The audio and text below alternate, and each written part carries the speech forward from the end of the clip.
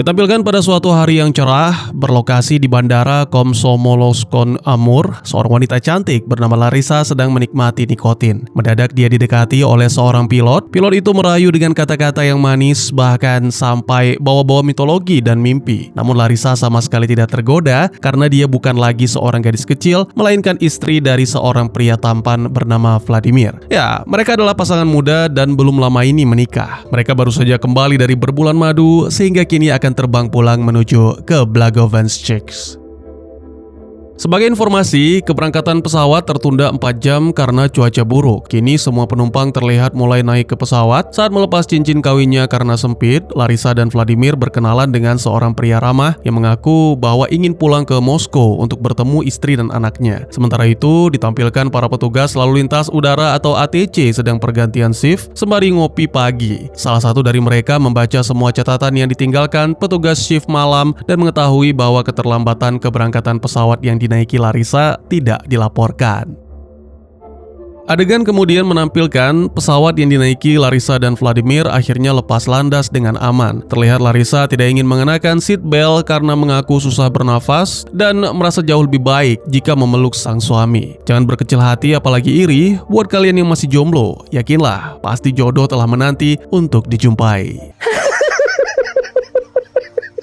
Karena masalah turbulensi, pilot dan petugas ATC berkomunikasi dan akhirnya sepakat mengubah ketinggian pesawat. Masalahnya, ada pesawat lain yang juga melintas di titik yang sama dengan ketinggian yang cukup dekat dan pesawat itu tidak bisa dihubungi oleh ATC. Terjadilah musibah yang tak terelakkan, dua badan pesawat saling bergesekan sehingga terbukalah robekan yang semakin membesar akibat tekanan udara.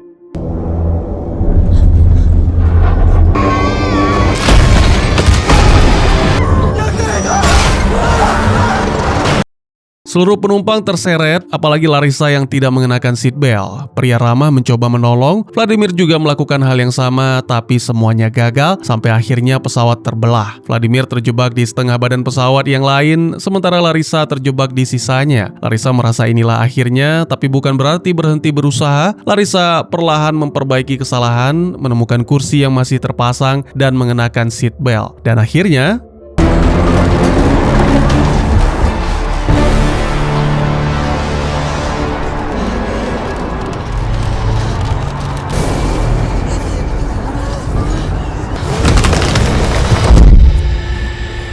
dan ya, apa yang sebenarnya terjadi?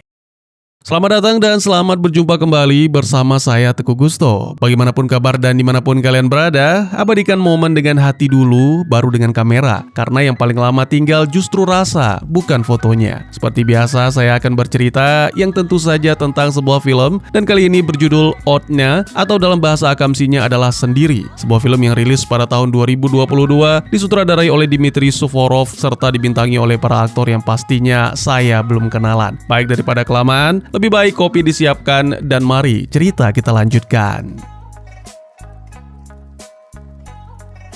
1 tahun yang lalu ditampilkan Vladimir berada di bandara menanti seorang gadis. Gadis yang dimaksud tentu saja Larissa. Sebagai informasi, Larissa baru saja kembali ke Blagovensk dari Moskow untuk urusan perkuliahan. Saat ini hubungan Larissa dan Vladimir hanya teman, saling suka tapi belum berani mengakui perasaan yang sama. Saat sedang berjalan-jalan dengan menggunakan mobil Vladimir yang merupakan hadiah dari sang ibu, Vladimir menanyakan tentang kegiatan di Moskow, namun Larissa enggan menjelaskan dan Larissa mengajak Vladimir untuk pulang.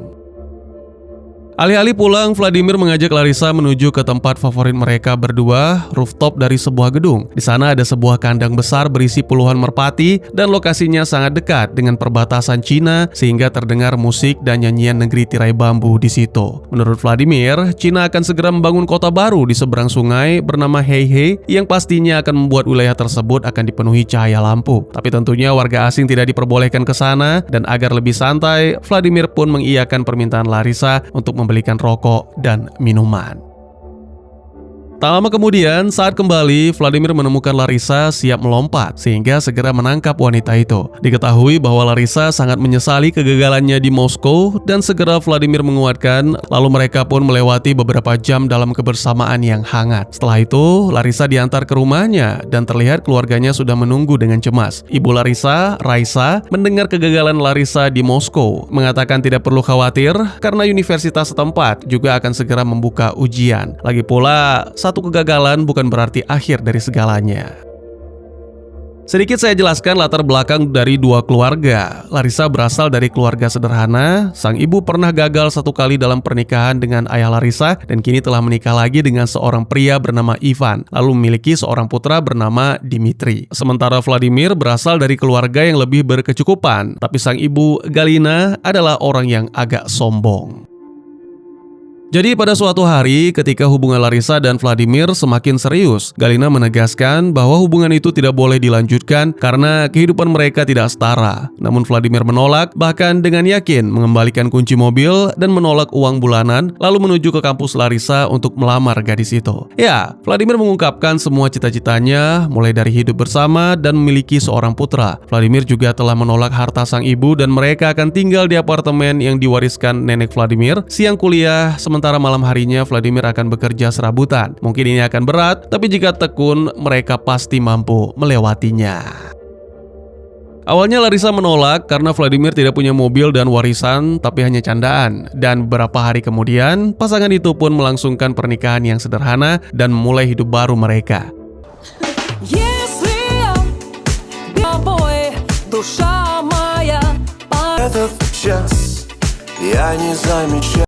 Ya, hari-hari mereka adalah hari-hari bekerja dan belajar, sampai-sampai tidak sadar bahwa belum melakukan liburan bulan madu. Sebagai informasi, hanya keluarga Larissa yang masih bersilaturahmi, sementara dengan keluarga Vladimir hilang kontak.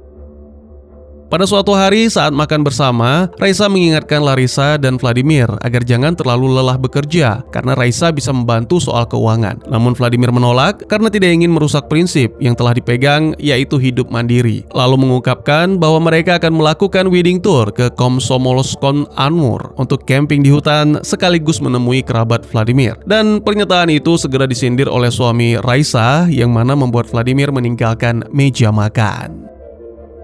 Libur semester akhirnya datang, jadi Vladimir dan Larissa bisa lebih santai. Petang itu, mereka pergi ke teater untuk menonton salah satu film survival berjudul Seorang Wanita yang Berjuang Keluar dari Neraka Hijau, yang mana menurut Vladimir itu mirip dengan Larissa. Keduanya sama-sama menikmati film tersebut. Kemudian setelah menonton, saat Larissa ke toilet, semuanya menjadi gelap dan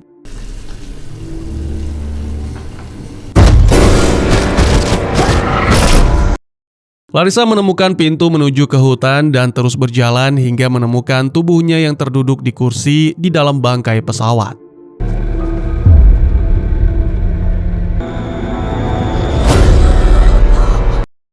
Ya, ternyata Larissa masih hidup. Potongan badan pesawat menahannya tidak sepenuhnya hancur dan karena terikat seatbelt, tubuh Larissa tidak terombang-ambing separah yang lain. Ketika akhirnya mencoba melepas seatbelt, Larissa baru sadar ada besi yang menancap di kaki. Wanita itu berusaha mencabutnya, tapi rasa sakit malah menggila dan darah mengalir deras seolah tubuhnya sedang menyerah. Ia tahu, ia tak bisa bergerak jika besi itu tidak dilepas. Jadi jeritanya memantul di antara pepohonan saat ia memaksa diri menahan nyeri yang tak manusiawi. Sampai akhirnya dengan susah payah, ia berhasil menariknya keluar.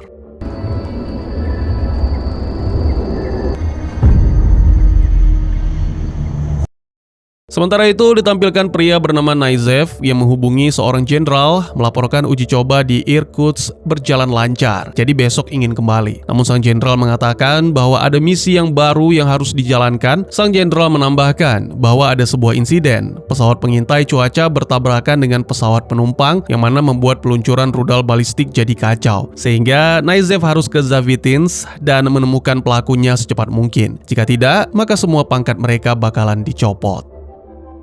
Adegan kembali ke tokoh utama kita yang mencoba menutup luka dengan kain. Ia mencoba memanggil-manggil Vladimir, namun tak ada jawaban. Larissa kemudian memeriksa kondisi para penumpang lain yang ternyata semuanya tewas. Beberapa waktu kemudian, Naizev tiba di Zavitins dan segera disambut oleh beberapa perwira. Naizev meminta kepada salah seorang dari mereka untuk menunjukkan berkas pemeriksaan operasional penerbangan, lalu atur pertemuan pribadi dengan semua orang yang mungkin terlibat. Tujuannya sederhana, identifikasi para pelaku. Terakhir, setelah tengah malam, Naizev meminta semua petugas untuk memutus sambungan antar kota. Selanjutnya, Naizev bertemu dengan petugas lain dan memintanya membawa traktor dan alat-alat berat. Kemudian pria itu juga singgah di rumah sakit, membayar seorang dokter untuk menyebarkan berita palsu tentang wabah ternak, meskipun itu bukan wewenangnya. Dan terakhir, ia menjumpai seorang petugas telekomunikasi untuk mengirim telegram darurat sebelum tengah malam dengan pesan telah terjadi kecelakaan darat. Malam harinya, Naizev tiba di kantor Sekretariat Jenderal dan segera mengambil alih kepemimpinan. Ia memerintahkan seorang sekretaris untuk mengumpulkan semua petugas di luar, serta meminta seorang perwira menyiapkan helikopter untuk misi besok. Keesokan harinya ditampilkan Raisa dan Dimitri yang sedang mengikuti tur di suatu daerah. Tiba-tiba saja ada seorang pria yang membawa telegram darurat dan diketahui bahwa telah terjadi kecelakaan yang menimpa Larissa. Kembali ke Larissa yang kembali terbangun dan mendengar suara helikopter. Ternyata itu adalah Naizev dan tim penyelamat. Segera Larissa bangkit, mengambil shawl dari mayat penumpang, lalu berlari sekuat tenaga ke arah helikopter untuk melambai.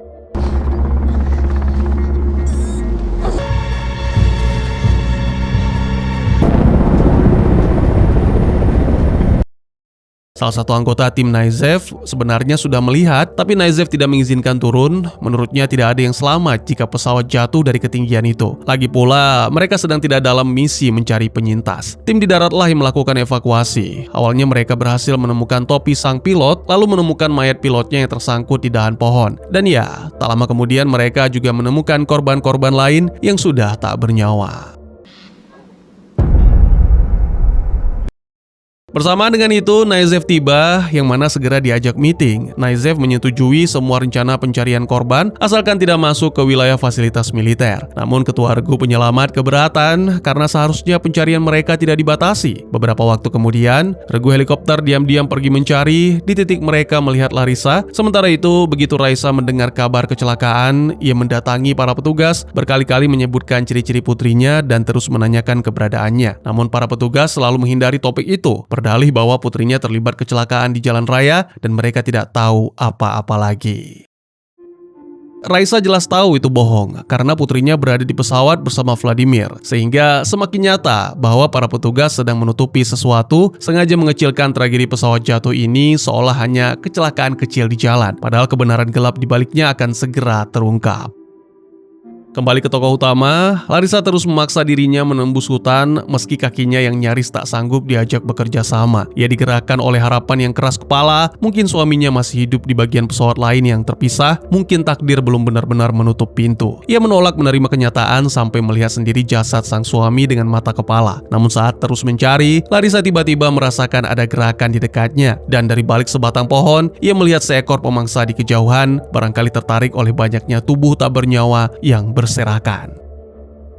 Larissa perlahan mundur, menahan nafas, sadar bahwa jika harimau itu melihatnya, serangan akan datang tanpa ragu karena harimau lebih menyukai mangsa yang masih hidup. Namun ketika ia beringsut menjauh, sebatang dahan patah, suara kecil yang terasa seperti petir di telinga. Harimau itu menoleh, lalu mulai bergerak lurus ke arahnya, dan seketika hidup Larissa berada di ujung tanduk.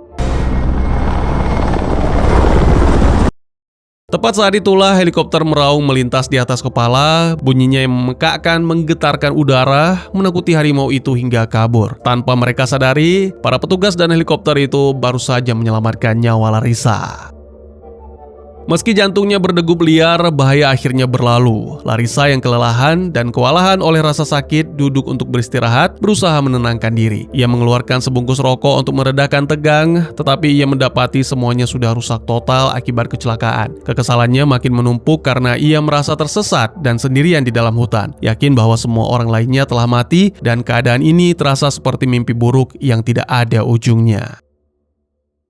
Lalu pandangan jatuh pada sebuah ranting kering yang rapuh yang seolah akan patah kapan saja. Saat ia menatapnya, sebuah pikiran menyambar dan ingatan sebelum kecelakaan kembali mengalir. Ia teringat arah terbang pesawat itu, mereka sedang menuju ke barat. Jika saja ia bisa memastikan mana arah barat, ia bisa melangkah ke sana karena bagian lain pesawat, tempat kemungkinan jawaban tentang pacarnya mungkin berada di arah itu. Tetapi pertama-tama ia harus menentukan arah. Ketika menoleh ke sekitar, Lisa melihat sebuah boneka beruang kecil di dekatnya. Ia memeriksa dan menemukan sebuah peniti yang menempel di bagian belakang. Bagi yang belum familiar dengan teknik bertahan hidup lama ini, peniti bisa dipakai untuk mencari arah dengan cara memagnetkannya terlebih dahulu. Cukup dengan menggosokkannya pada kain pakaian sebentar. Setelah itu peniti diletakkan di atas helai daun, lalu daun itu diposisikan pelan-pelan di atas permukaan air. Setelah menunggu daun itu tenang di permukaan, peniti perlahan menyesuaikan diri, seolah ada tangan tak terlihat yang menuntunnya. Satu ujung mengarah ke utara, ujung lainnya ke selatan, memberi arah yang jelas di tengah kebingungan. Lisa melakukan cara yang sama dan ia pun berhasil memastikan mata angin, lalu ia memilih berjalan ke barat mengumpulkan apapun yang berguna.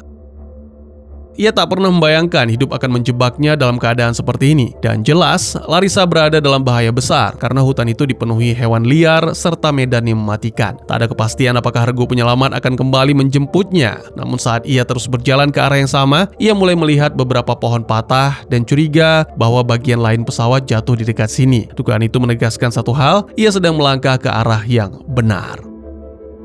Tiba-tiba Larissa terpeleset dan jatuh, lalu ia membeku oleh ngeri saat menyadari kakinya menginjak pasir hisap. Makin ia meronta, makin tubuhnya ditarik turun, membuatnya bingung sekaligus ketakutan. Dalam kondisi seperti ini, aturan terpenting justru adalah tidak banyak bergerak karena pasir hisap seperti sengaja dibuat untuk menyeret tubuh semakin dalam setiap kali kita melawan. Dan jika kepala ikut tenggelam, kekurangan oksigen bisa menjadi akhir yang mematikan. Satu-satunya jalan nyata untuk lolos adalah menahan tubuh setenang mungkin sambil berusaha meraih tanaman atau batang di sekitar, lalu menarik diri perlahan ke atas sedikit demi sedikit. Larissa pun mulai keluar perlahan. Beruntung, tanaman kecil itu cukup kuat menahan bebannya hingga ia lepas dari cengkeraman lumpur. Namun seluruh proses itu menguras habis tenaga, membuatnya nyaris tak sanggup berjalan. Larissa melanjutkan perjalanan dan medan di depannya berubah menjadi tanjakan curam, memaksanya memanjat tanah licin yang mudah longsor. Tanpa banyak memikirkan bahaya, ia tetap merangkak naik, namun kesulitannya baru benar-benar dimulai di sana. Karena di tengah tanjakan, kaki yang terluka tergelincir dan ia jatuh keras, meluncur cepat kembali ke bawah. Saat sampai di dasar, tubuhnya seperti hampir mati rasa, dan ketika menatap kembali ke atas, ia sadar ia harus memanjat lagi, kali ini dengan sepotong kayu sebagai penopang.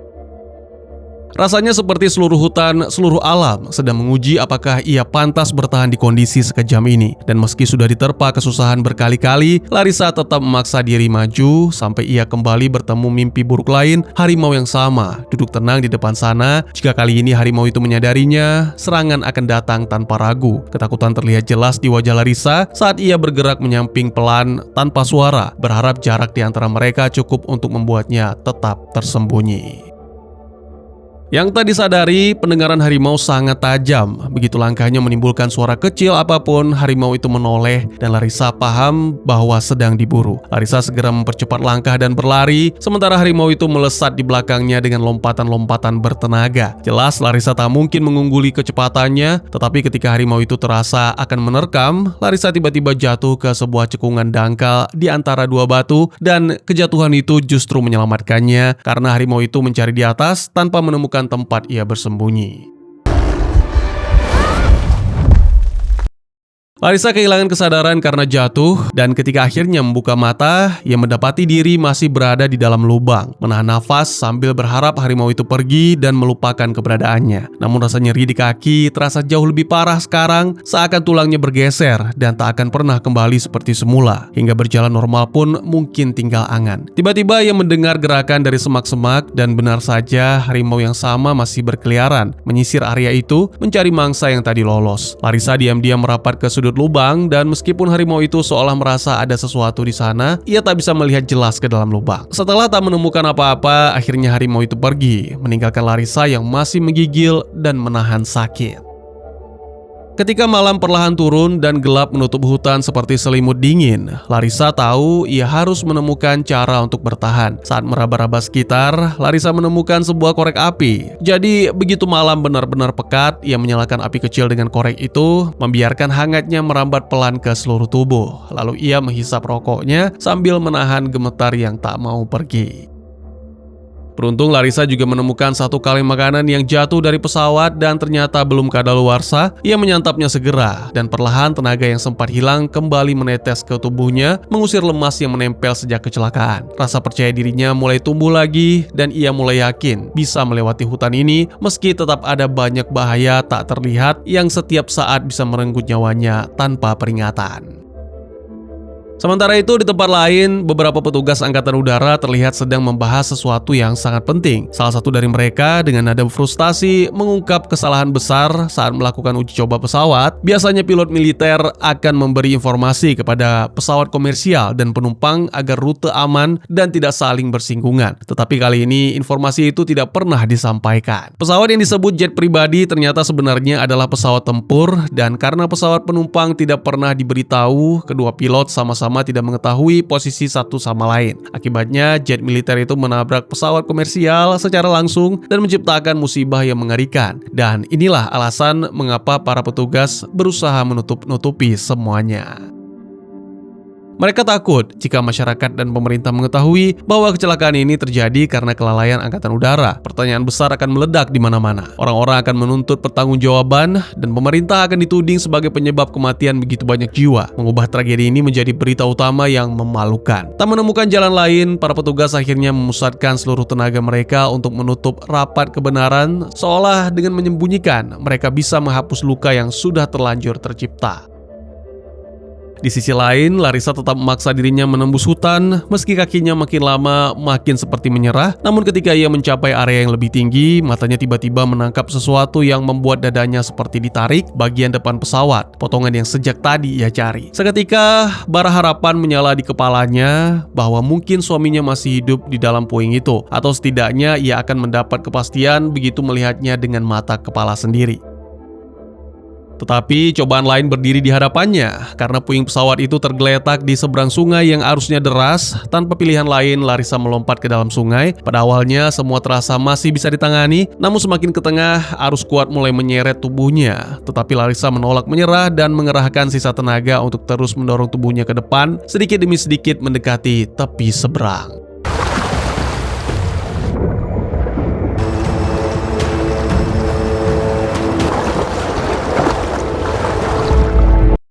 Setelah perjuangan yang membuat nafasnya nyaris putus, akhirnya Larissa sampai di pinggir, meraih batu besar, lalu menarik tubuhnya keluar dan berdiri cukup dekat untuk melihat jelas bagaimana bagian depan pesawat itu. Jendelanya berlumuran darah dan pemandangan itu menjadi pertanda suram bahwa para pilot kemungkinan besar tidak selamat. Di dalam bagian depan pesawat itu, Larissa melihat beberapa penumpang yang sudah tak bernyawa. Namun dia tak sanggup menatap lebih lama. Ia memilih membuka pintu kokpit dan di sanalah ia menemukan sebuah kotak kecil berisi pistol suar serta beberapa pelurunya. Itulah yang ia butuhkan sejak tadi. Maka tanpa menunda, Larissa segera memasang peluru, mengokang pistol itu lalu menembakkannya ke langit. Cahaya suar memang terlihat dari kejauhan menyala seperti luka merah di udara, tetapi nasib buruk kembali menertawakannya. Tak ada helikopter di sekitar yang bisa menangkap tanda itu. Larissa kecewa, namun ia tidak runtuh. Ia bersiap menembakkan suar kedua, lalu mendadak menahan diri, sadar bahwa menghamburkan amunisi hanya akan jadi kesia-siaan. Setelah itu Larissa mulai mengumpulkan barang-barang lain yang mungkin berguna, namun alam seakan berbalik memusuhinya karena suhu tiba-tiba turun drastis dan tubuhnya mulai menggigil hebat, sementara pakaian yang tersisa nyaris tak cukup untuk menghangatkan badan. Ia buru-buru mengumpulkan kayu untuk menyalakan api, tetapi korek yang tadi ia punya kini tak mau hidup, jelas karena sudah basah, membuat Larissa tak bisa menyalakan apapun dan dipaksa menatap dinding yang menusuk sampai ke tulang. Perlahan pikirannya mulai seperti padam, seperti lampu yang kehabisan daya. Namun entah dari mana, Larissa masih sempat menyelubungkan kantong plastik ke kepalanya, mencoba menjaga suhu agar tubuhnya tetap punya batas hangat, supaya otaknya masih bisa bekerja dan tidak menyerah. Ia pun berbaring, tetapi dingin justru makin ganas, sampai akhirnya Larissa pingsan di tempat itu.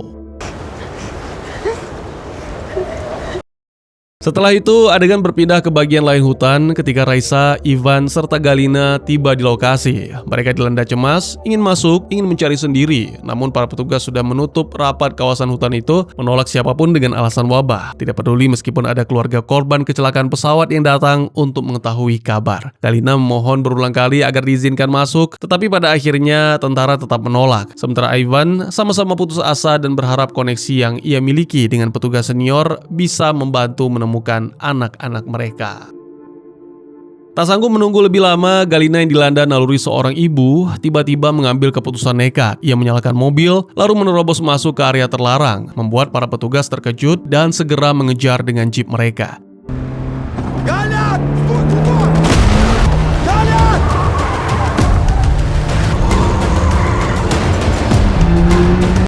Galina akhirnya sampai di base camp tempat para petugas senior melakukan penyelidikan. Tak lama kemudian petugas lain menyusul dan menahan Galina serta Ivan, tetapi kebetulan ada seorang petugas senior yang mengenal Ivan dan sudah berada di sana sehingga ia memerintahkan yang lain untuk melepaskan mereka. Raisa, Galina, dan Ivan pun segera dipanggil masuk ke ruangan. Lalu para petugas menjelaskan detail kasus itu, paham bahwa orang tua seperti mereka tak bisa diperlakukan keras. Karena rasa cemas mereka sudah seperti api yang membakar, ketiganya terpukul saat mengetahui pesawat itu benar-benar jatuh. Tim penyelamat memang sudah dikirim, tetapi tidak ada satupun korban selamat yang ditemukan. Orang tua Larissa maupun orang tua Vladimir menolak percaya anak mereka sudah mati dan mereka menolak menerima apapun sebelum melihat kenyataan dengan mata kepala sendiri. Para petugas berusaha menenangkan, mengatakan penyelidikan masih berjalan, lalu kedua keluarga menyerahkan foto anak mereka untuk membantu proses identifikasi. Namun seorang petugas junior tiba-tiba gelisah, lalu segera memberitahu atasannya bahwa saat pencarian helikopter pertama, ia mungkin sempat melihat seorang wanita melambaikan tangan dari bawah, seolah meminta pertolongan. Kali ini, Naizev tak bisa mengabaikan dan ia langsung memerintahkan sebuah helikopter lain untuk kembali mengecek area itu, sementara satu tim penuh bersiap menjalankan misi. Kembali ke hutan, Larissa terlihat jauh lebih lemah dari sebelumnya. Ia nyaris kehilangan harapan bahwa suaminya masih hidup, meski cintanya pada pria itu tetap menahannya agar tidak sepenuhnya menyerah pada kenyataan. Lalu cuaca memburuk, hujan deras mulai turun, menimpa tubuh Larissa seperti ribuan jarum dingin yang tak berhenti, seakan hutan ingin memastikan ia paham, malam ini yang bertahan hanyalah mereka yang kuat untuk hidup. Saat Larissa menatap sekeliling sampai melihat sebuah tas menggantung di salah satu dahan pohon dan ternyata itu milik Vladimir. Ketika membukanya, ia menemukan beberapa gambar yang pernah dibuat Vladimir tentang dirinya. Melihat goresan-goresan itu membuat hati Larissa runtuh pelan-pelan, seolah kenangan datang seperti air bah yang tak bisa dibendung. Harapan, mimpi, dan rindu bercampur jadi satu di dadanya. Larissa tenggelam dalam ingatan tentang momen-momen indah yang pernah ia jalani bersama sang suami dan rasa kehilangan itu terasa begitu nyata sampai ia sesak. Perlahan ia mulai percaya mungkin suaminya ada di dekat sini, mungkin ia belum benar-benar pergi. Keyakinan itulah yang membuat Larissa memaksa dirinya mencari lebih cepat seolah waktu sedang mengejarnya dari belakang.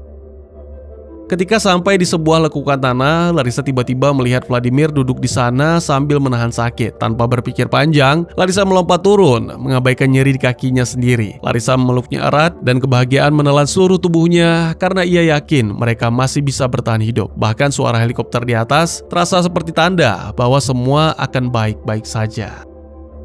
Namun semua itu hanya imajinasi. Saat kenyataan menghantam, Larissa benar-benar hancur. Ia menangis tanpa bisa ditahan, seolah dunia menertawakannya setelah memberi secerca harapan palsu. Meski begitu, Larissa sadar dalam kecelakaan seburuk ini, bertahan hidup hampir mustahil dan ia sendiri adalah keajaiban yang tersisa dari 7 reruntuhan.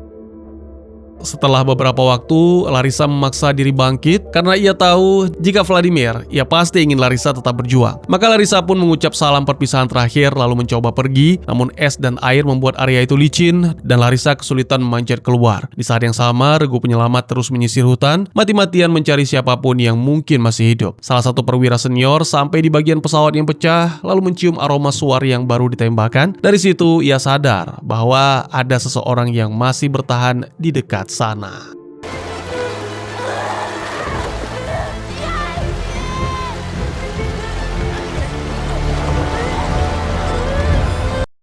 Pencarian pun makin gencar, sementara Larissa dalam rasa sakit yang nyaris tak tertahankan mengangkat pistol suar lagi. Dengan tangan gemetar, ia memasang peluru kedua dan menembakkannya ke langit. Bunyi ledakannya memecah hutan, cahaya merahnya membelah gelap dengan keras dan jelas. Para petugas yang melihat sinyal itu berlari ke arahnya dan proses penyelamatan pun dimulai. Di wajah Larissa ada ekspresi yang sulit diberi nama. Itu bukan sepenuhnya sedih, juga bukan benar-benar bahagia. Karena meskipun selamat, Larissa telah kehilangan orang yang paling ia cintai dalam hidupnya. Setelah kurang lebih 3 hari menanggung rasa sakit, kesendirian, dan ketakutan yang tak masuk akal, akhirnya Larissa ditemukan. Tetapi keselamatan terasa lebih berat daripada kemenangan. Dan tamat. Film ini bukan cerita fiksi murni, tapi diangkat dari kisah yang nyata tragedi kecelakaan pesawat di era Uni Soviet. Film ini terinspirasi dari kejadian Aeroflot Flight 811 tahun 1981, di mana pesawat mengalami tabrakan di udara dan jatuh di wilayah taiga, lalu hanya satu orang yang selamat, yaitu Larissa Savitskaya. Jadi sejak awal, inti ceritanya memang dibuat untuk menggambarkan keajaiban yang benar-benar pernah terjadi, sekaligus perjuangan bertahan hidup yang ekstrim dalam kondisi paling mustahil. Kalau dibandingkan dengan kejadian nyata, inti faktanya sama persis. Penerbangan sipil Aeroflot Flight 811 bertabrakan di udara dengan pesawat militer Tupolev Tu-16K, lalu hancur pada ketinggian sekitar 5.220 meter. Korban meninggal total 37 orang, dan Larissa usia 20 tahun jadi satu-satunya penyintas. Filmnya mengambil fondasi ini sebagai tulang punggung cerita, lalu menambahkan dramatisasi agar emosi dan tensinya terasa lebih sinematik. Detail yang sering bikin orang melongo adalah kenapa Larissa bisa selamat, dan ini juga dijelaskan dalam catatan kejadian asli. Ia jatuh bersama pecahan badan pesawat yang sempat melayang, seperti meluncur, lalu mendarat di area yang lebih lunak, atau berawa, atau bersemak, sehingga benturannya tidak setotal jatuh bebas. Larissa juga sempat sadar selama jatuh dan secara refleks menahan posisi tubuh di kursi, walau tetap mengalami luka berat seperti gegar otak, patah tulang, dan cedera lainnya. Bagian ini biasanya dibuat lebih dramatis di film, tapi poin utamanya memang benar. Ia bukan cuma beruntung, tapi juga punya reaksi bertahan hidup yang luar biasa.